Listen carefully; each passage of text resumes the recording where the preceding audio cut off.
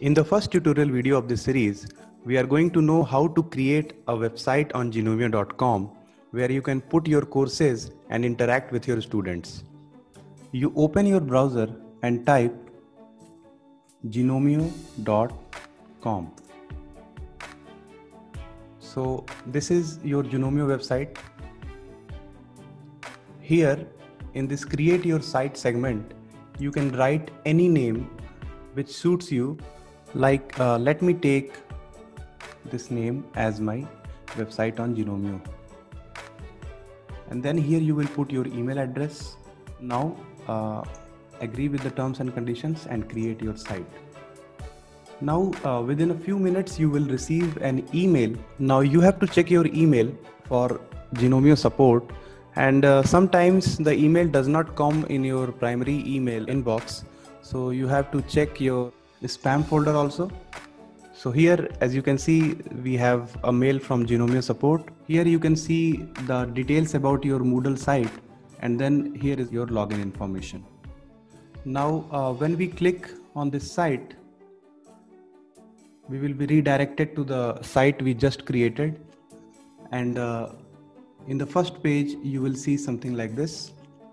There is a welcome page, and here in the right hand top corner you see a login link.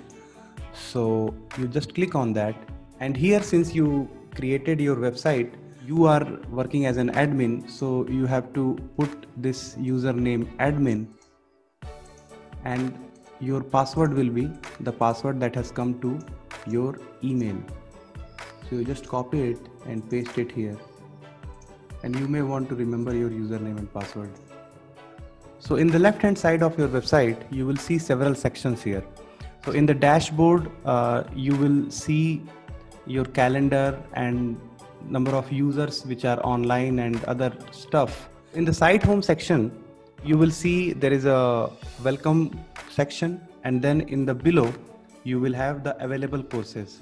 So from here you can add a new course, which we will be discussing in the next video. This whole section can be edited by just clicking here and turning the editing on. So once you turn your editing on, you can edit all these stuff which are here, and even add new activities and resources on your main site home screen of your website. So we will be seeing about that later. So in the calendar section, you can mark any event or any due work which you are going to do in future. So suppose if I have to put an event on 8th of October, I will just click on it, and I will write the event title and date and type of the events.